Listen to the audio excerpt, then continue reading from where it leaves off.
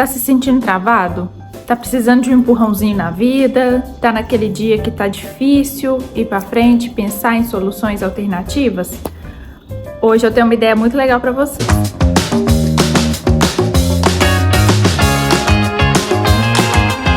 E hoje eu vim trazer então 4 perguntinhas pra vocês se fazerem enquanto estiverem se sentindo travados desse jeito. Vamos lá. Primeira delas. Como gostaria que fosse a sua realidade agora? Quando você faz essa pergunta para você mesmo, você pensa: o que eu queria para mim nesse momento?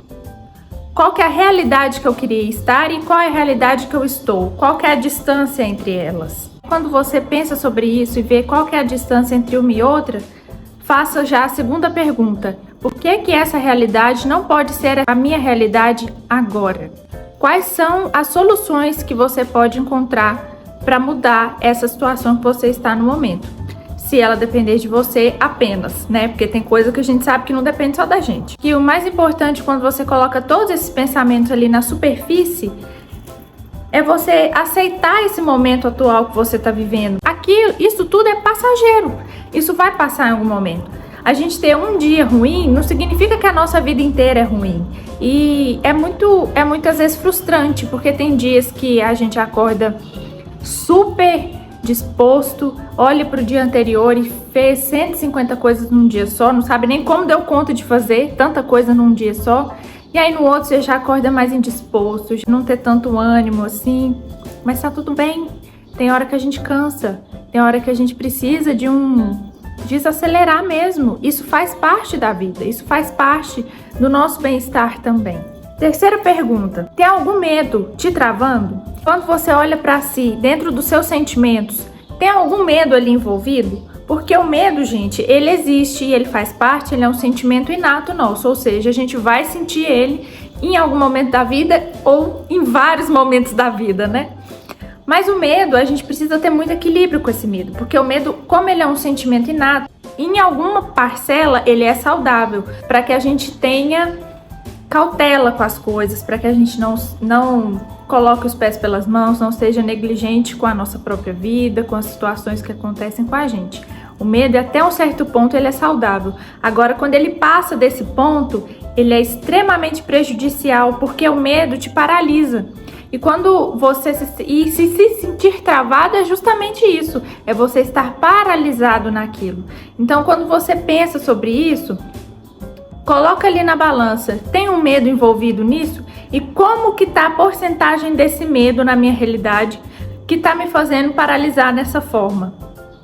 Porque às vezes a gente fica com tanta insegurança do que é o novo, das coisas que a gente quer alcançar, das coisas que ainda estão incertas na nossa vida, que a gente acaba criando um medo até inconsciente.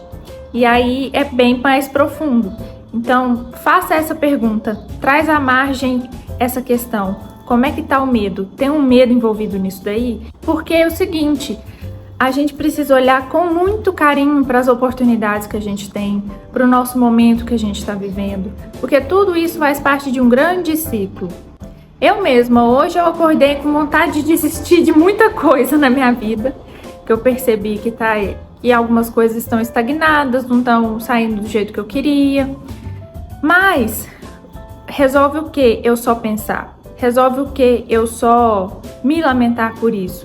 Claro, a gente tem que ter essa parcela de aceitação e aceitar que realmente tem coisa que eu preciso mudar, tem coisa que eu preciso estudar mais, tem coisa que eu preciso desenvolver mais, porque apesar de muita coisa não tá saindo como eu gostaria neste momento, olha quanta coisa já não aconteceu e está acontecendo, e mais ainda, quanta coisa está por vir, né? O futuro, a gente não consegue olhar para ele do agora, mas tudo que a gente faz agora vai interferir nele de maneira direta. Agora a gente vai para a quarta pergunta, mas tem uma perguntinha extra, fica até o final, não perde nada. Quarta pergunta é: qual é o risco que eu posso me permitir correr para testar algo novo?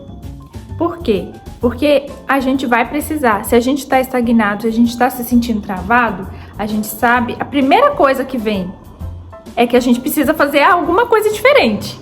O que é, se é pensar, o que é, cada um vai saber aí dentro de você. Mas a gente precisa fazer alguma coisa diferente. Isso é fundamental, isso é o que mais importa no final das contas. Porque a gente, quando testa algo novo, quando a gente se depara com o novo, com a mudança, a gente pode perder e a gente pode ganhar.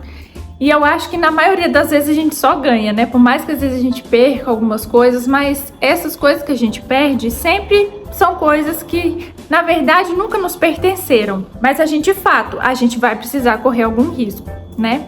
E ampliar e mudar toda uma perspectiva que a gente tem até o momento de realidade, de vivência, de experiência, para que isso se amplie. E a pergunta extra que eu tenho é: como ampliar as suas perspectivas? Para ampliar a perspectiva, gente, eu acho que isso vai ser muito particular, sabe?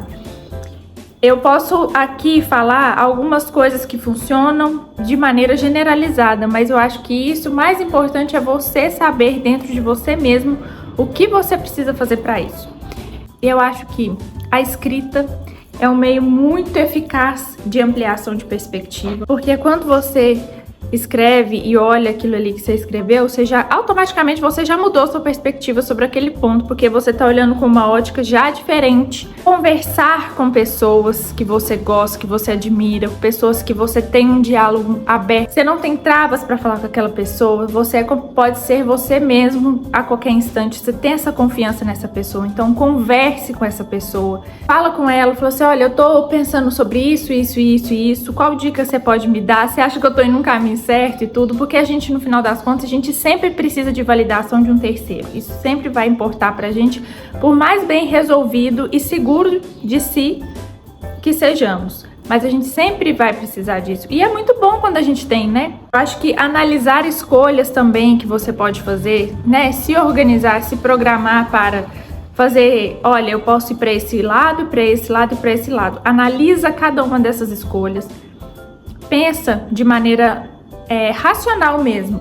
Quais vão ser os ganhos, quais vão ser as perdas, quais são os riscos, né, que você vai correr para isso tudo. Meditar também é uma forma muito positiva. Para mim funciona muito. Às vezes eu ficar quieta, ficar em silêncio num canto, refletindo sobre todas aquelas coisas. Isso para mim me ajuda muito a elucidar muitos pensamentos turbulentos e turvos que estão ali na minha mente naquele momento.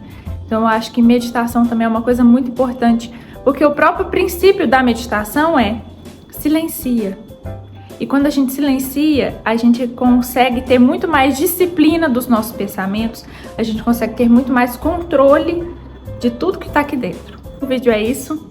Eu espero que vocês tenham gostado. E a frase que eu quero deixar para vocês hoje é: paciência com você mesmo, para com o seu processo, porque nada é linear. A nossa evolução, ela é assim, ó, montanha-russa. Uma hora a gente tá lá em cima, outra hora a gente tá lá embaixo. Mas a grande sacada é como a gente reage quando a gente tá lá embaixo, para que a gente consiga subir de novo, tá bom? É isso. Um beijo para todo mundo e até o próximo vídeo. Tchauzinho!